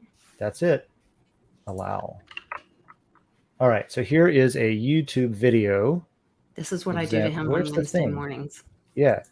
That's cool. This episode's about Den. So let's talk about Den. So if I, for example, let me get out of Den.Dow and let's just go to my coffee layer real quick. And I'm putting up a post for the next episode. By the way, I posted the rewards for the last 4 epides. I got behind on that. You haven't done 4? You didn't do 4 of them? 4 for a full month. I love how I think we passed like a GI that was like, you have to do this at the end of every episode. And then I immediately, and then you just didn't do it for 4. So I'm caught up on that. And I have started, even though you can't reference it without like contacting support right now, there's not an easy way to do it. I have started putting in the Den transaction IDs too, just for future reference. But anyway, if I'm posting something, I'll go to new post and I want to put in a video right here, right? I want to embed a video.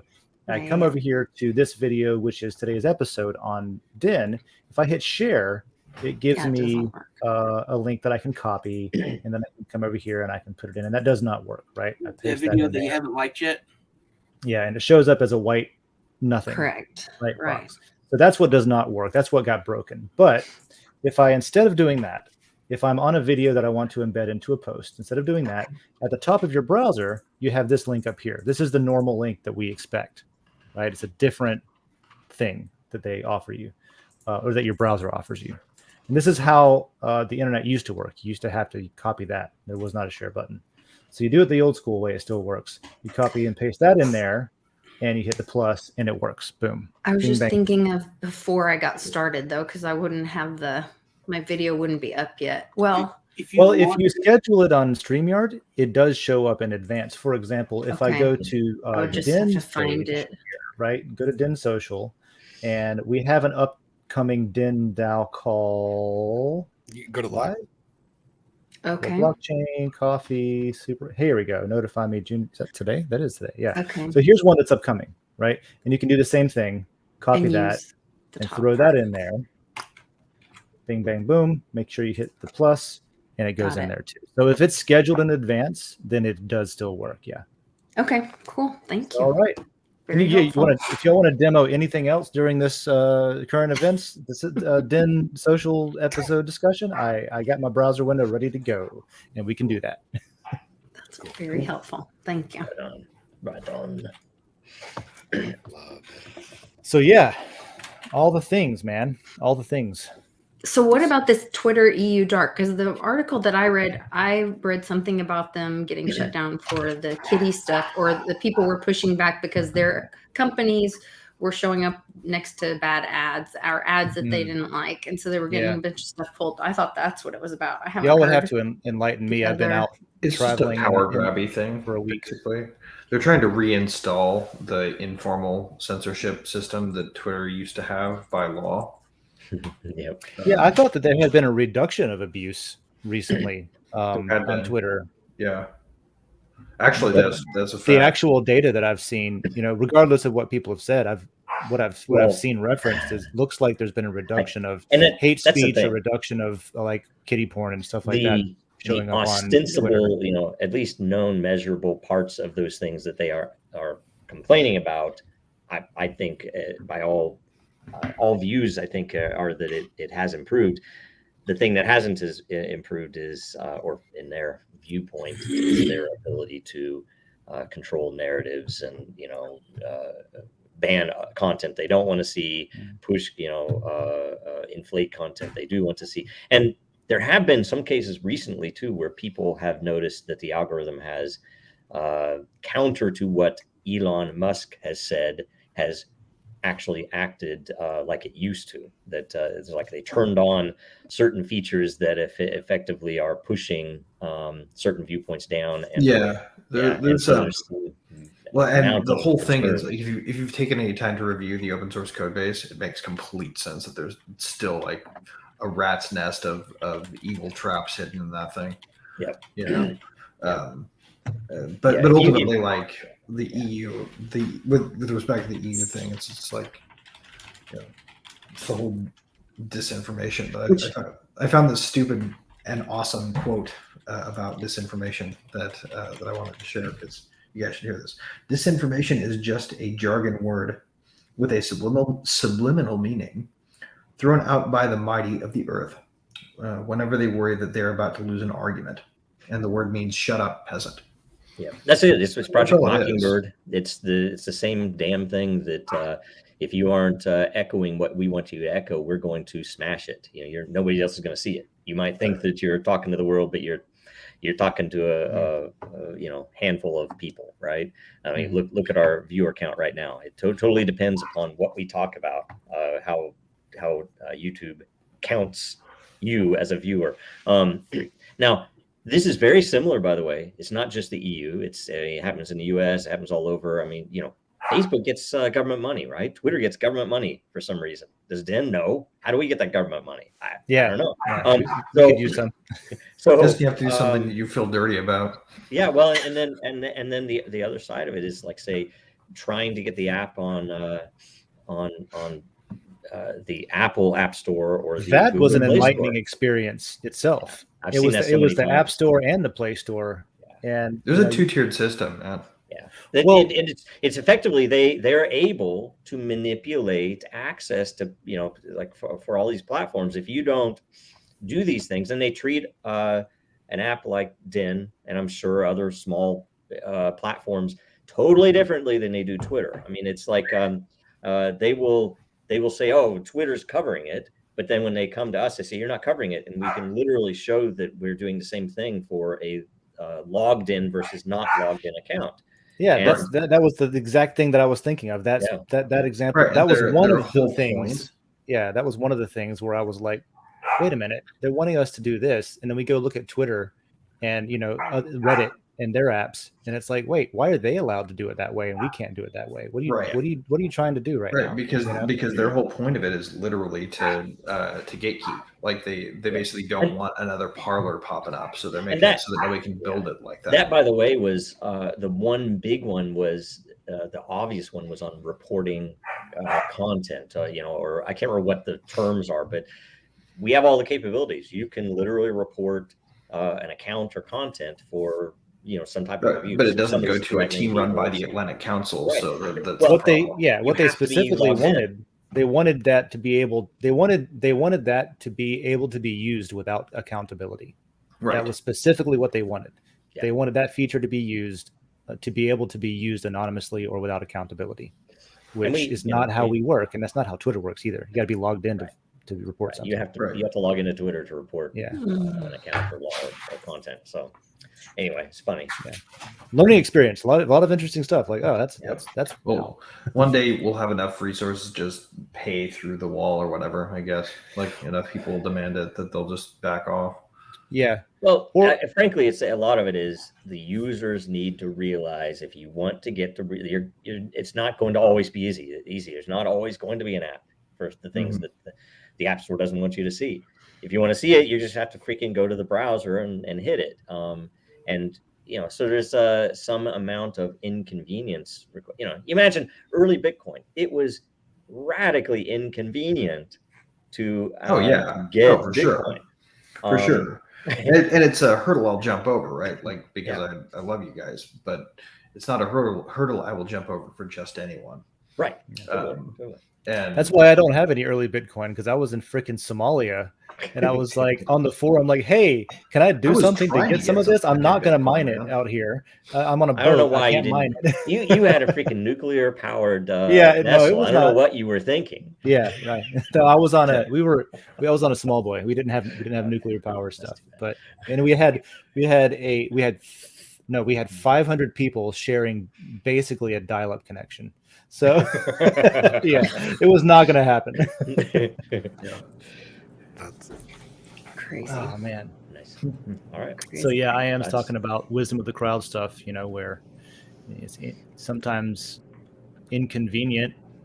If it were me, I would say the right avenue, and I doubt they'll go this way, but the right avenue would be, okay, we'll put in filters in place. So if you're in the EU, here's what you get for Twitter. And guess what? It's not, you aren't going to get everything, which sucks, right? But that's what your well, this is part of people what we can talk about on the call too, with opening up the API. That's what I'm sort of for. Even before we open source anything, we could document, open up the API so that someone could make a European Den website. Den.Europe, or if that's a thing, or whatever. If they wanted to, or you could hypothetically, in all likelihood, structure your terms such that you shift accountability for that to different front ends, right? And whoever builds them, the third parties, then become responsible for them. Yep. And they can monetize that in some way, right? I mean, there's a value. It's like it'd be the same as with the Chat GPTs. If you can produce one that is well trained and doesn't censor, my theory is that is going to be much more widely used. People want to know the full truth. They don't want to censor truth. Now, some people do. Some people don't want to be offended. By all means, let them use the one that it's like, I protect you from being offended. I'm going to tell you everything. But it's going to essentially follow party line, right? Right. Yeah. And then the text that you copy and paste out of it is always chapeaued with something that you want to exclude, right? Yes. My thing really, when it gets down to it, is that for me, the way that I see information is that it's part of nature. It exists, right? It is something that exists. It's part of the environment that we live in. And even if it's synthetically produced, it's being produced by organisms on Earth. It's part of the world that we live in. So information exists. It should be allowed to exist, and people can do whatever they want with it.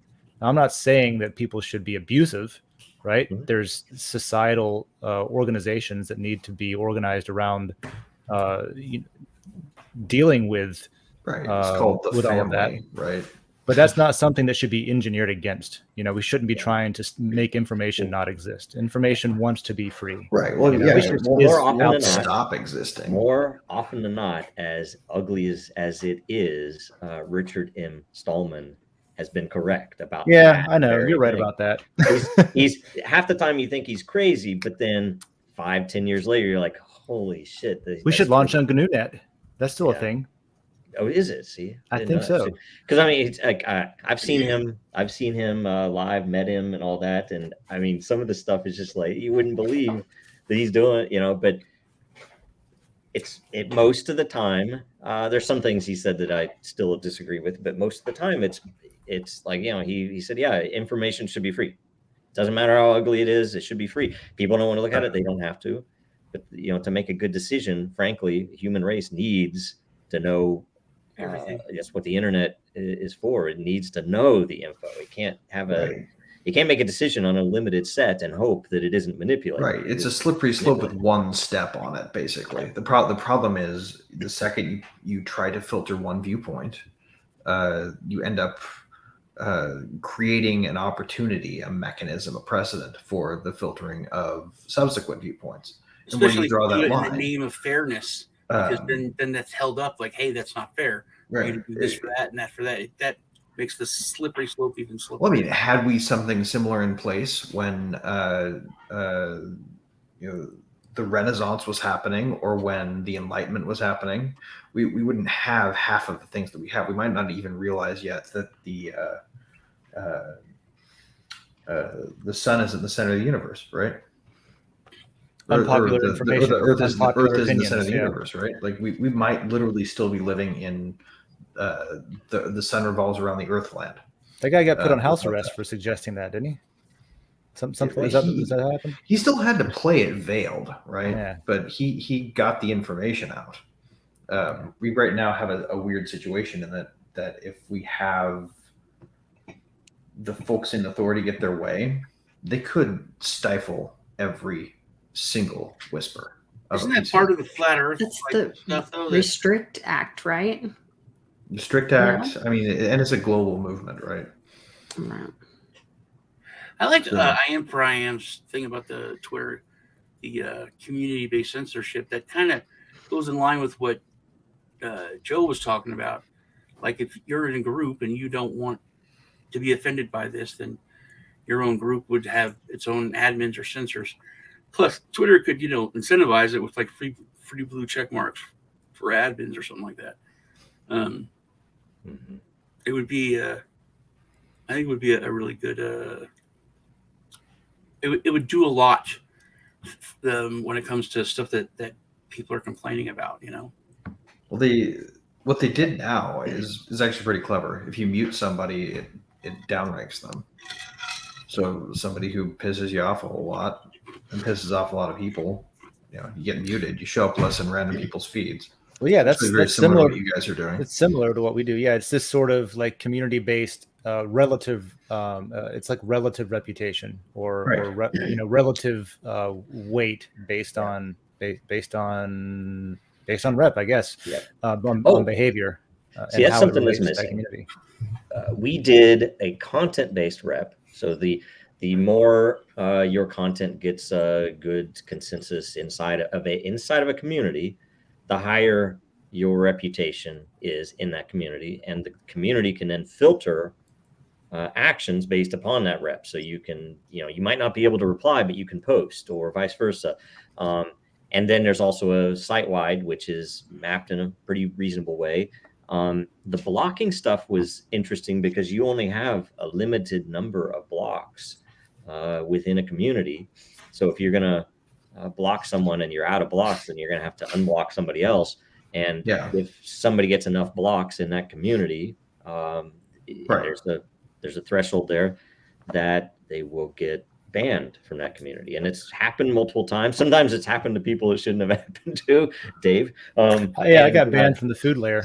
Yeah, but that was because people were, Yeah, I got teamed up on. I made somebody mad, and they got their buddies or their alt accounts to block to ban me.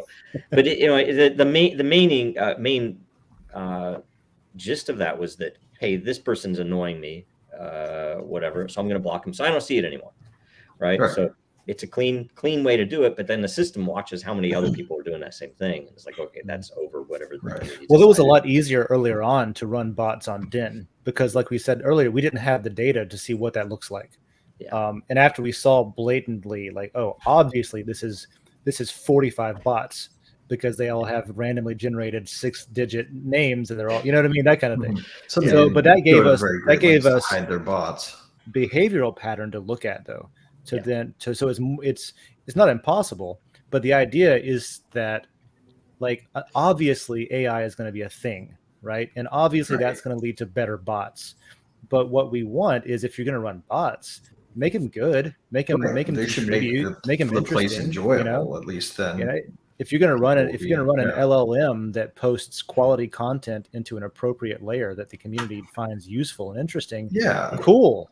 All Now, right, that go do reminds me, that, though. but don't be a dick about it. That reminds me of the conundrum that happened when Google released that weird early version of the service for booking.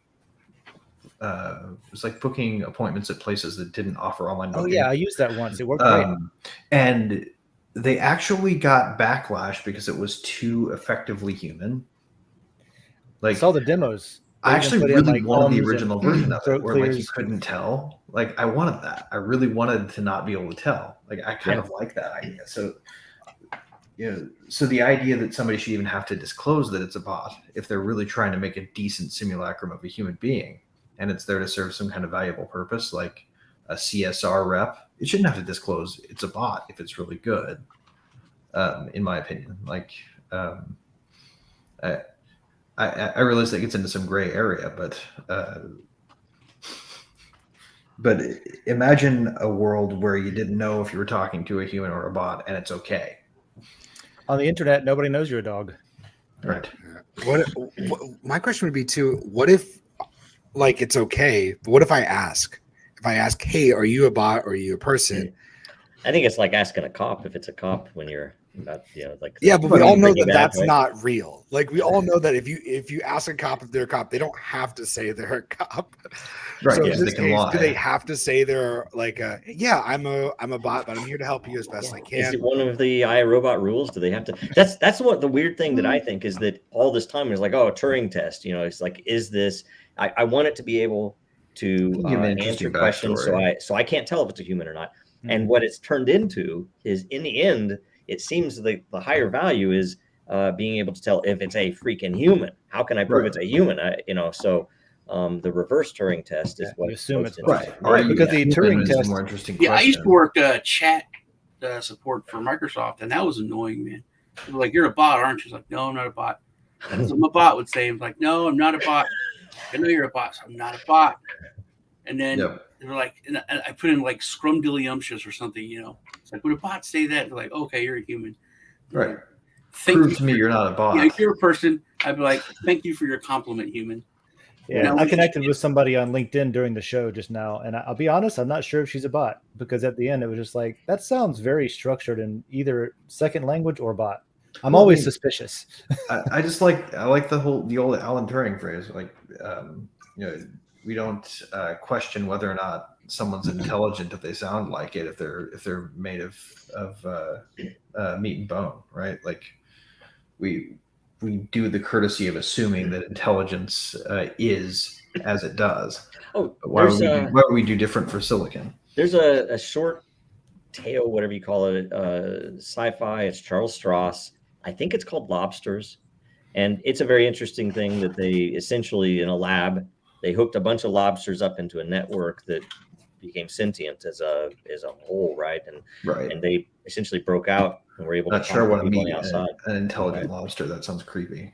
But it's a whole bunch of them together. There's enough. A hive mind of lobsters. That sounds even more terrifying. Yeah.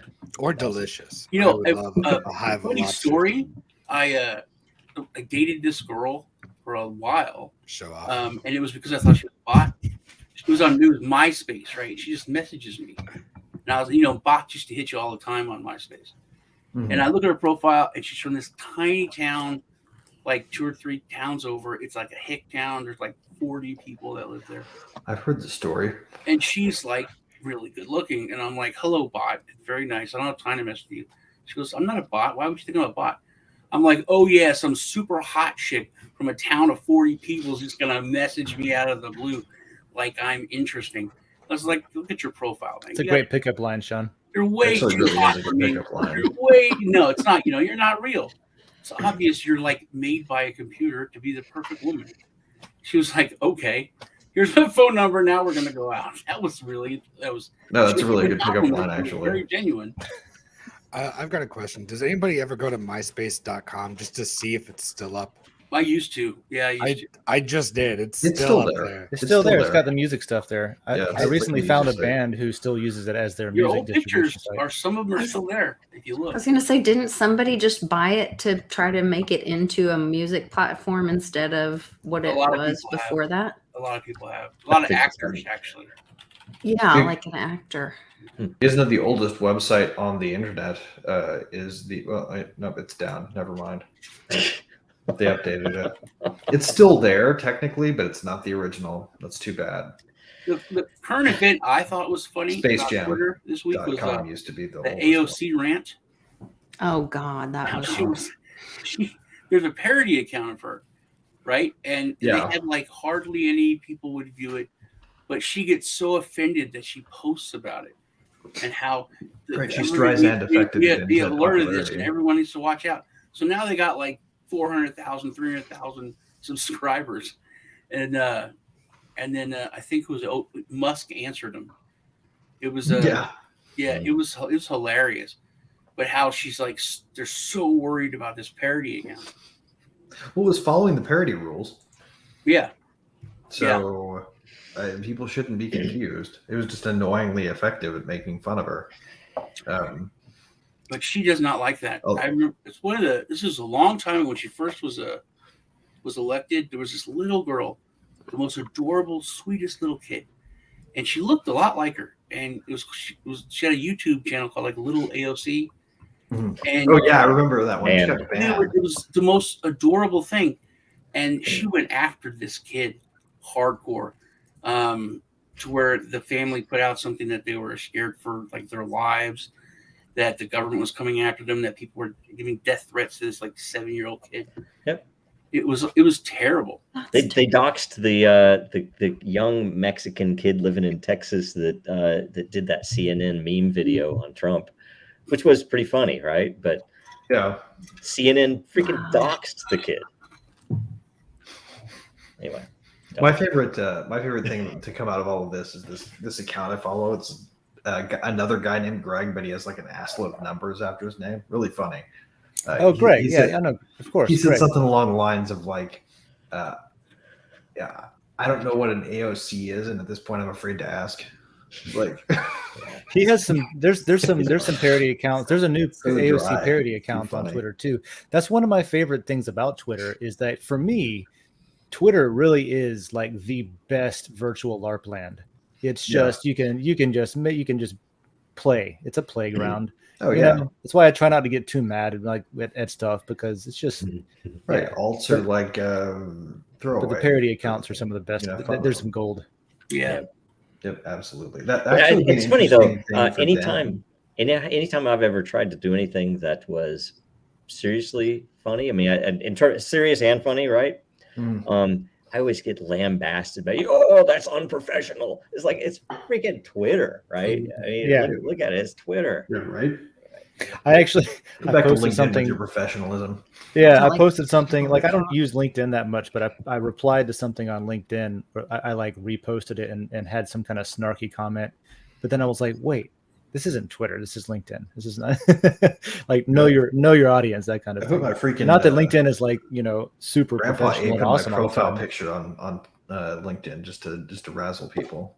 Yeah, but it's interesting. You get different vibes on different networks. You know, Yeah, feels So different true. on on Facebook versus Twitter versus MySpace. Apparently, I do think we should probably institute. Speaking of Den, last word for me, then I can be done today. We should probably do some informal contests where try to post the most controversial or whatever's going to generate the most amount of replies. Dude. Because it's like you can't say that. we used to play the conversation killer game with my friends in college. Like this is one of our favorite games. Is who can come up with a blurt out phrase that will just stop the conversation. It's I perfect. feel like you might not want to say who can say the most controversial thing, but I think it should be like, I think that would be interesting to be like, what catches more flies, honey or vinegar, right? Mhm. Like, is it what's going to get the most attention and traction? Is it like doing something great and creative and wonderful that brings the community together, or somebody saying something dumb? It's going to be somebody saying something dumb. Facebook Yeah, discovered that, and they leveraged it for profit. So Yeah. What was that? So There was sorry. I didn't mean to Go talk ahead, over you. Lisa. There was a documentary on I can't remember the girl's name. Big blonde, kind of looked like Marilyn Monroe, but bigger and more current. You Not just Pamela described Anderson. you just described blonde women in No. Anna Nicole Smith. Anna Nicole Smith. Thank you. yeah. Okay. There's a documentary on her, and you get all the way to the end of the documentary, and it leaves you with the question that where they go back and talk to her parents, her mom, and she made most of it up. Her mom didn't beat her. All this stuff didn't happen. She wasn't Right. really even drunk or high half the time when she was out filming and doing she walked off the stage and Right. told Howard, what's his face, did I do a good job when she introduced Kanye at something, and she pretended to be super high and loaded.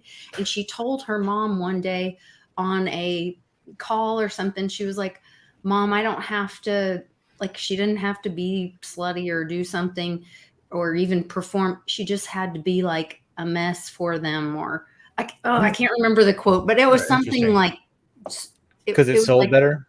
yeah, Sort of like Jack White built the you myth didn't have to work around that hard. Just be a little bit of a train wreck, and around then being divorced from Meg White when it was his sister, and people would go, "Wait, he was married to his sister?" And it's like, no, it's his wife.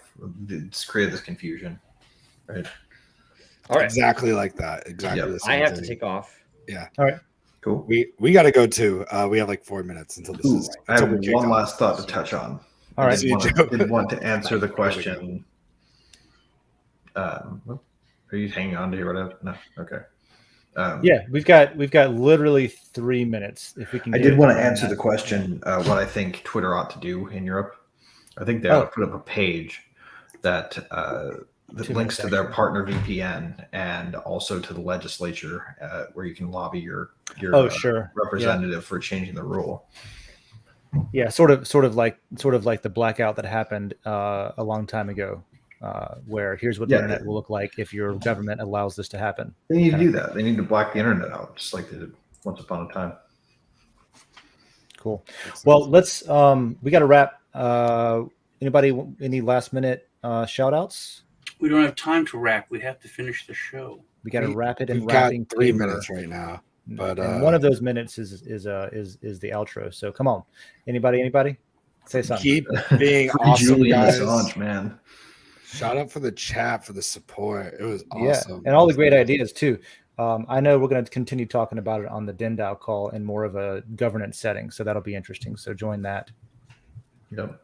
And visit WikiLeaks.org because it's legal, and Yes. and no one can stop you yet. Also, Sci-Hub. Make a big And if stink you about it find- so much, and get involved in local politics. Oh yeah, I meant to You know, make it be a Lisa's trying to back out of us getting into politics together. And if But you find something interesting, Someone said something to me. The reason politics is so dirty is because the clean people refuse to get into it.